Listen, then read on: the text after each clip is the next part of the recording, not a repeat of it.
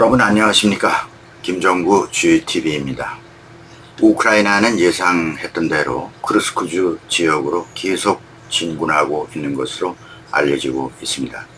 러시아 본토 지상전 강화에 있어서 12일째 지금 거침없는 기세를 이어가고 있으며 현재 러시아 크루스크주의 74개 마을을 점령했다고 주장하고 있습니다. 이는 러시아가 올해 7개월 동안 점령한 우크라이나 영토 면적을 일주일 만에 차지했다는 분석도 나오고 있습니다. 미국 CNN 방송에 따르면 우크라이나가 점령했다고 주장하는 러시아 본토 면적 1000평방킬로미터는 러시아가 올해 탈취한 우크라이나 영토 1175평방킬로미터와 맞먹는다, 이렇게 보도했죠. 이번 지상전으로 러시아 크루스크에서는 12만 명에서 더 늘어난 약 20만 명가량의 주민이 대피한 것으로 알려졌습니다. 그 규모가 어느 정도인지 짐작할 수 있겠죠. 올렉산드르 시르스키 우크라이나군 총사령관은 13일 하루 동안 3km를 더 진격해서 러시아 영토 40평방킬로미터를 추가로 장악했다라고 밝혔습니다. AFP 통신도 미국 싱크탱크 전쟁연구소 ISW 자료를 인용해서 우크라이나가 러시아 본토를 최소 800평방킬로미터, 즉 서울의 면적의 1.32배 정도의 면적을 통제하고 있다라고 이날 보도했습니다. 크루스크에 이어서 벨고로드 주도 비상사태를 선포했다고 전해집니다.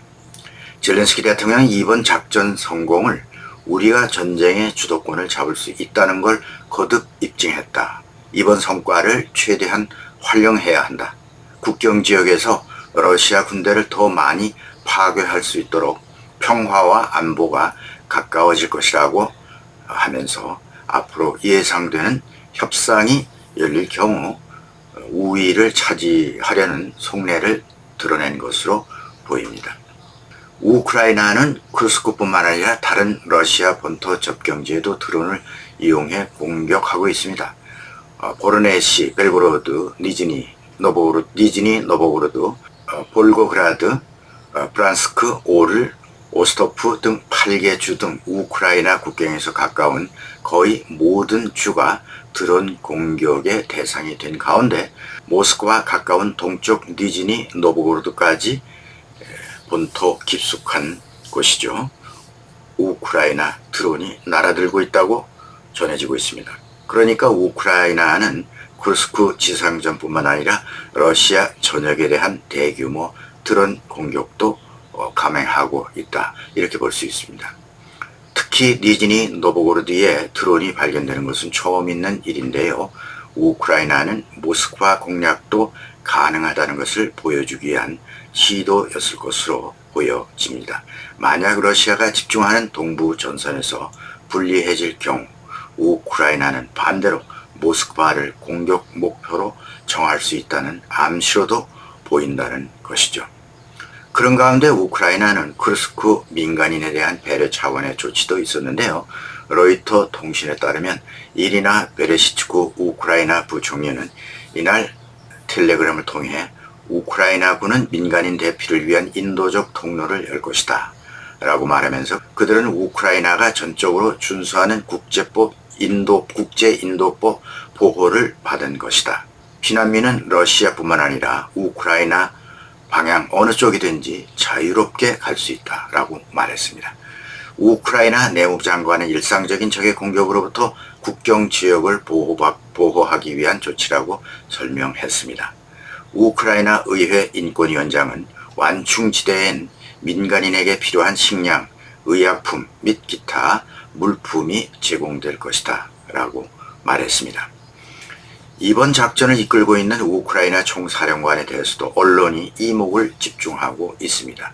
우크라이나 총사령관은 59세 시르스키 장군인데요. 동부 전선 바흐무트 전투를 지휘했던 동부군 사령관으로서 지난 2월 젤렌스키 대통령과 불화설을 빚었던 잘루즈니 사령관 후임으로 임명되었죠.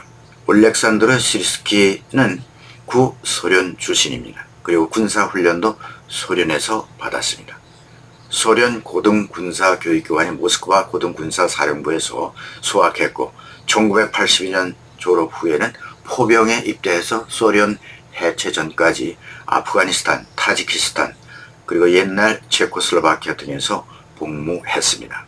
소련이 붕괴하자 그가 속해 있던 부대가 우크라이나군 사령부로 이관이 되면서 우크라이나로 왔죠.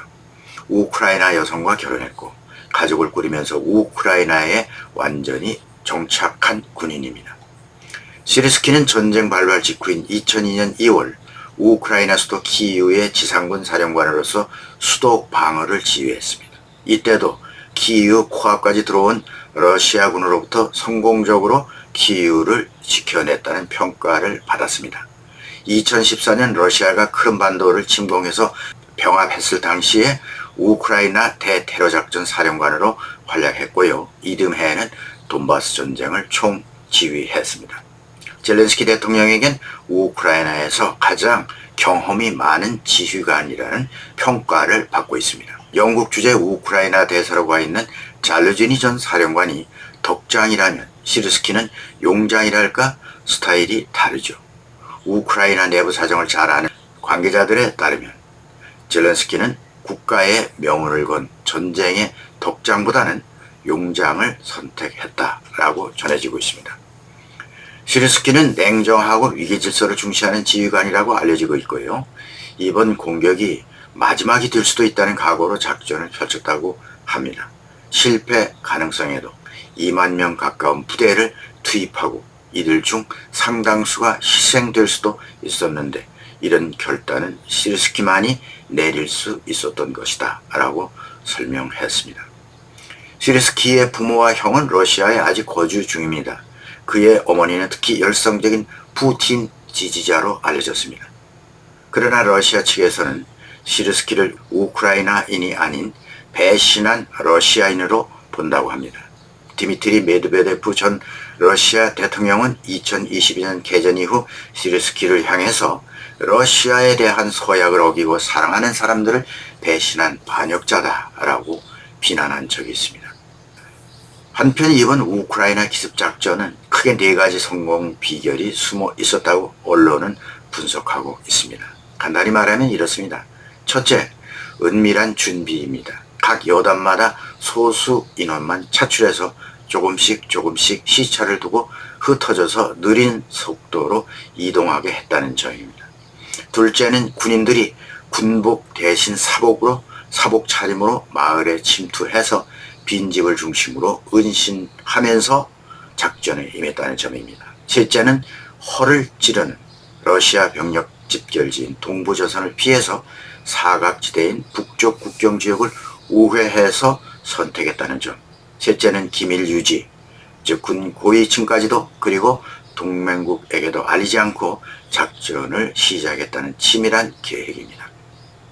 이번에 만약에 러시아가 사전에 작전을 알아챘을 경우 우크라이나군의 막대한 병력 손실이 불가피했을 것이라고 전문가들은 내다보고 있습니다.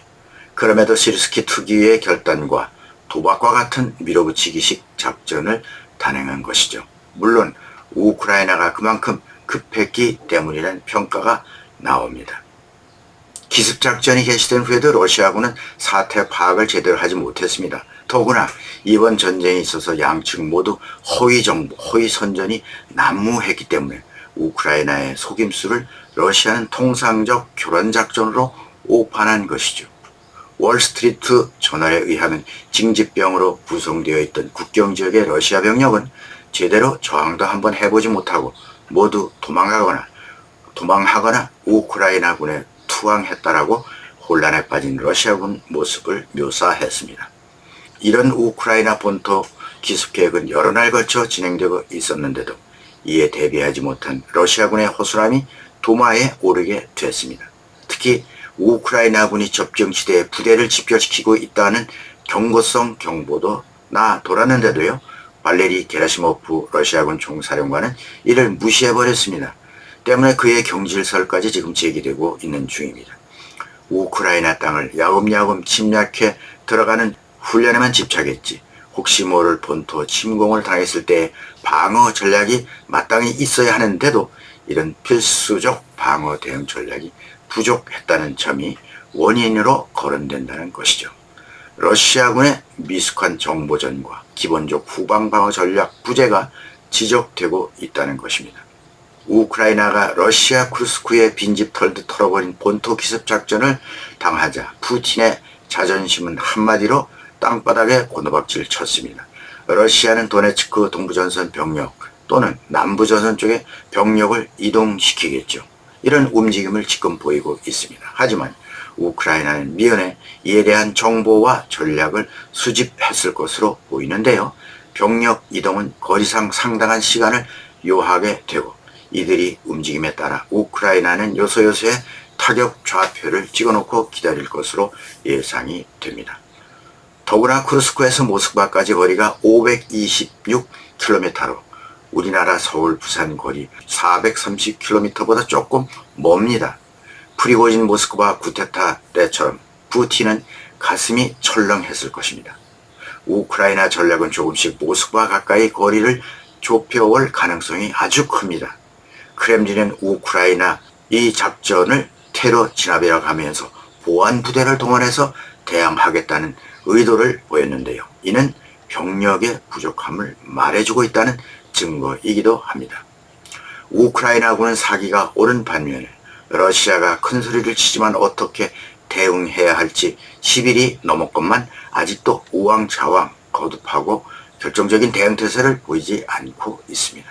그런 가운데 동부 전선에서 13일 승전보도 울려오고 있습니다. 우크라이나 제72 기계화 여단이 도네츠크주 전선에서 러시아 기갑부대를 격파했다는 공식 텔레그램을 통한 소식이 밝혀지고 있습니다.